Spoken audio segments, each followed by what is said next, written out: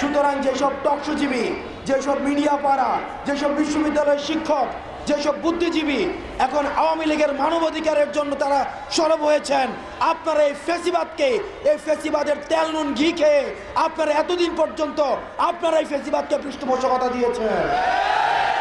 সুতরাং আপনারা ফ্যাসিবাদের পক্ষে যে কলমগুলো এখন আবার লিখবে, আমরা সেই কলমগুলোকে আমরা ভেঙে দিব। ফ্যাসিবাদের পক্ষে যেসব মিডিয়া কথা বলবে, আমরা সেই মিডিয়ার বিপক্ষে আমাদের অবস্থান আমাদের অব্যাহত থাকবে।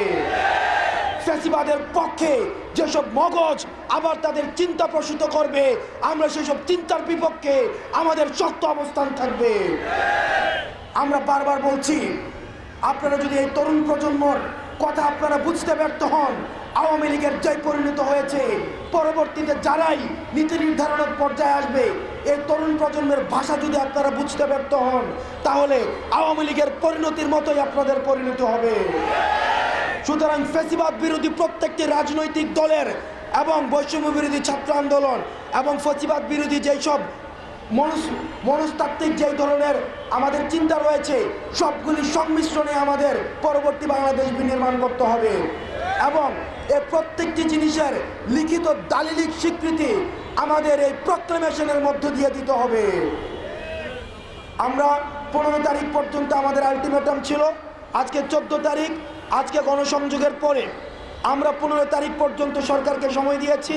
এই অন্তর্বর্তীকালীন সরকার কমিটমেন্ট দিয়েছে আমাদেরকে রাজনৈতিক ঐক্যমত্যের ভিত্তিতে আমাদের এই প্রক্লেমেশন অফ রেগুলেশন সেটিকে স্টেট থেকে এন্ডোর্স করবেন।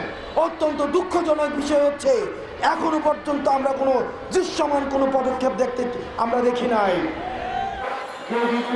এই বিপ্লবে আমাদের অংশগ্রহণ যে সরকার নিজের উদ্যোগে এই ঘোষণাপত্র বক্তব্য নিয়ে আসছেন, জাতীয় নাগরিক কমিটির সংগঠনের যে প্রক্লেমেশন, অভ্যুত্থানের যে স্টেটমেন্ট, সেই স্টেটমেন্ট নিয়ে আমরা এ ব্যাপারে রাজ্য সেটা আমরা গত 31 ডিসেম্বর কেন্দ্রীয় শহীদ দিনের আমি আবার বলতে চাই, রাজপথে একমাত্র ভাষা। যদি আমরা আবার রাজপথে নামবো, এই ঘোষণা দিয়ে আমরা বক্তব্য শেষ করছি। এই রাজনৈতিক দলগুলো বাংলাদেশের তরুণদের পাশ বুঝতে পারে নাই। বাংলাদেশের তরুণদেরকে রক্ষা করার জন্য, বাংলাদেশের সংগ্রামী জনতাকে রক্ষা করার জন্য এই ঘোষণাপত্রে তার কোন ধরনের উদ্যোগ নেয় নাই। বৈষম্য বিরোধী ছাত্র আন্দোলন আবার সেটা উদ্যোগ নিয়েছে।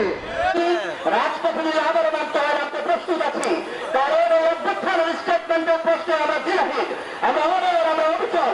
কারণ এই অভ্যুত্থানের স্টেটমেন্ট এই জাতির আশা আকাঙ্ক্ষা মুক্তির সনদ, এই জনগণের আশা আকাঙ্ক্ষা মুক্তির সনদ।